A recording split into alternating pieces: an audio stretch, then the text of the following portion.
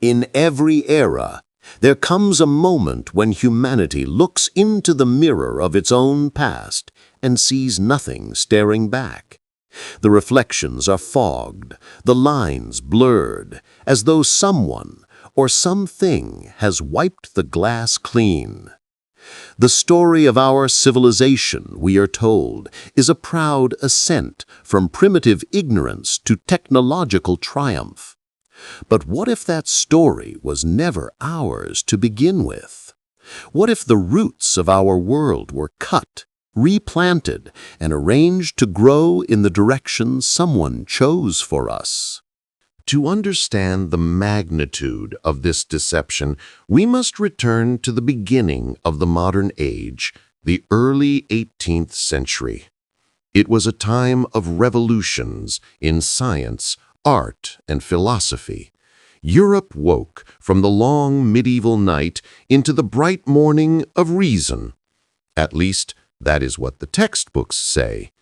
Yet beneath this awakening lay a secret so profound that even centuries later, its echo still trembles beneath our feet. Imagine the world around 1700. Across the globe, vast cities of stone lay in ruin, their true builders forgotten. The people who inhabited these places were like squatters in a mansion. They used the walls but did not understand who had raised them. And just when curiosity might have revealed the truth, a strange silence fell across history. Chronicles vanished, libraries burned, old calendars were rewritten. The new world began not with discovery, but with amnesia. Who ordered this forgetting? The official narrative credits Jesuit scholars Joseph Scaliger and Dionysius Petavius with bringing order to the chaos of ancient timelines. They calculated dates, aligned kings, fixed the epochs of Rome, Greece, and the Bible into a single continuum. But what if their mission was not correction, but construction? To weave a tapestry of time that would erase the memory of a world before the Dark Ages and replace it with 1,000 years of convenient darkness, an empty space into which a new history could be written. Picture this: a cathedral built upon the foundations of another, older temple. The stones below whisper of gods no one remembers, but the new priests declare them heretical and build their altar above the ruins. Humanity kneels, believing it prays in the oldest house of God, never realizing that beneath its feet lies an entire civilization buried alive. This is the essence of the Great Cover-Up. In the span of a few generations, Europe's scholars created an illusion of continuity, an artificial timeline that smoothed over the fractures of a catastrophic past. Ancient Greece and Rome became distant myths instead of living memories. The 1,000-year Dark Age became a curtain drawn across the ashes of something greater. The Renaissance appeared like a miracle, but perhaps it was not a rebirth at all, only the rediscovery of scraps left behind by a forgotten master. But why such an elaborate lie? Why would the victors of history bother to conceal their own origins? The answer lies in power. When the old world collapsed, whether through natural cataclysm, cosmic disaster, or divine intervention, only fragments of its people survived.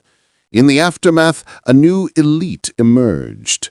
They found themselves surrounded by monuments they could neither explain nor rebuild, artifacts of impossible craftsmanship that mocked their own abilities.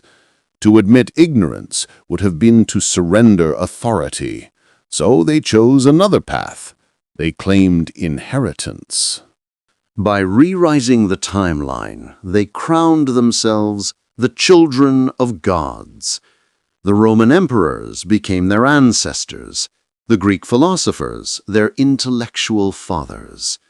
The ruins that once humbled them were now trophies of lineage. We built these, they proclaimed, and through us, civilization was reborn. Thus, the conquerors of ruins became the rulers of men. Control through memory became the foundation of the new order. If you own the past, you own the present. And if you erase the past, you erase rebellion. A people without memory cannot question authority. They have no comparison, no lost golden age to measure against the gray world they inhabit. Consider how power shapes history even today. Regimes rise and burn the books of their predecessors. Statues are toppled, monuments renamed. The cycle is ancient. But the first and greatest rewriting of history happened not in the 20th century, nor in the age of empires. It happened at the dawn of the modern world, when the calendar itself was reset. The Gregorian reform of 1700 was no mere clerical adjustment. It was a rewriting of time itself. In that single act, entire epochs were folded, compressed, and erased. The old chronology of 7,208 years since creation was abandoned for a clean, simple Anno Domini 1700, a neat reset. History was rebooted like a machine, its previous files deleted, its memory wiped. What came before became myth. What followed became progress. And yet, like ghostly footprints, traces of the old world remained.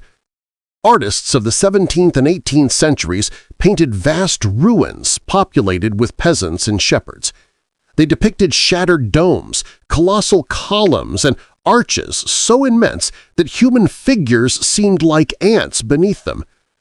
Art historians tell us these were romantic fantasies, but the precision in these works defies fantasy. Each arch, each shadow, each proportion corresponds to real structures that once stood. The artists were not dreamers, they were witnesses. So what did they see? Perhaps the remnants of a civilization far older and more advanced than ours, a civilization destroyed in the global catastrophe that closed the 17th century. Across continents, evidence hints at synchronized chaos, unexplained floods, fires, the sudden disappearance of cities from maps, and the mysterious rise of new capitals built atop ashes. Even the architecture of early modern Europe seems out of time, as if borrowed from a forgotten age. Look at the colossal cathedrals of France, the massive domes of Italy, the megalithic foundations of Russia's palaces. Engineers today struggle to explain how such precision could be achieved with the tools supposedly available in 1600. Were these structures truly built by peasants and masons with chisels? Or were they the final works of a dying civilization whose knowledge exceeded ours? In this light, the Dark Ages become not a time of ignorance, but a deliberate blackout. 1,000 years inserted into history like a patch, covering the gap between two worlds, the old world of giants and the new world of their inheritors. But the human spirit cannot forget completely. Whispers of the truth survived in myth, legends of Atlantis, of flood and fire, of gods who walked among men. Every culture carries the memory of something lost, an echo of an age when humanity lived in the shadow of greatness, not its own. And so we arrive at the second half of this mystery, the rebirth. After the supposed catastrophe, after the calendar reset and the rewriting of history, something remarkable happened. From the ashes, humanity began to build again, but this time differently. The new world did not try to replicate the old. It imitated it. Like children copying the drawings of their parents, architects built in the classical style without truly understanding the mathematics behind it. Philosophers revived ancient wisdom, not realizing it was only a fragment of what once existed. The Renaissance, then, was not a rebirth of knowledge, it was a reenactment, a cargo cult of civilization. And yet, from imitation came innovation. Humanity began to rediscover, piece by piece, the tools that had once been taken from it, the laws of physics, the secrets of chemistry, the power of electricity, all rediscovered as if for the first time. But were they truly discoveries, or simply memories reawakening in a species slowly regaining its lost inheritance? The great irony of the rebirth is that it was both genuine and false. Genuine in its curiosity, false in its foundations. A civilization rebuilt on ruins, guided by shadows of knowledge whose origins had been deliberately obscured. Still, the cover-up could not hold forever. As science advanced, as archaeology uncovered deeper layers of the earth, contradictions began to emerge. Monuments too advanced for their age, artifacts that defied chronology, myths that mirrored reality too precisely to be coincidence. Slowly, the narrative began to crack, and through those cracks, light began to seep. What if the story of progress is itself a cycle? Civilizations rise, fall, and are reborn. But each time, a part of the past is lost, edited, or rewritten. What if our own modern world is simply the latest version of an ancient pattern, one that has repeated countless times across millennia? Perhaps that is the ultimate secret the great cover-up sought to conceal. Not a single forgotten civilization, but the truth that we are living in the ruins of many. The colonnades of Rome, the temples of Greece, the pyramids of Egypt, the megaliths of South America, all might be the scattered bones of a civilization that once spanned the globe.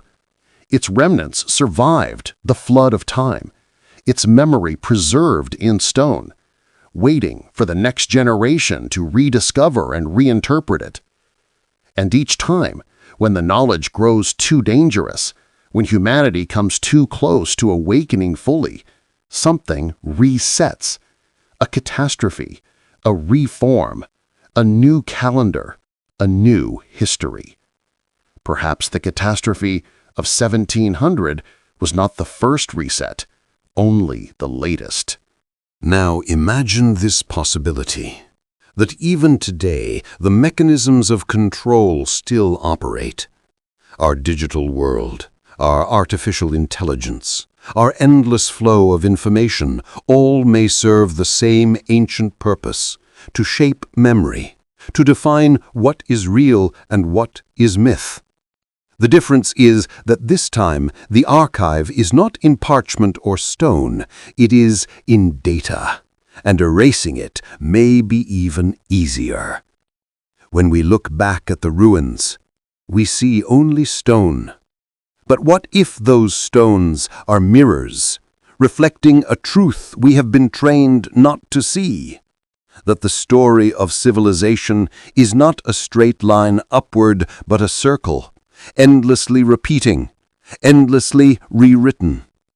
If that is true, then our duty is not merely to uncover what was lost, but to break the cycle itself, to ensure that this time the memory endures. History, after all, is not what happened. It is what we are allowed to remember. And perhaps, just beyond the edge of our collective forgetfulness, the real history of humanity still waits, patient, silent, carved in the colossal ruins that surround us, whispering for someone to listen once more.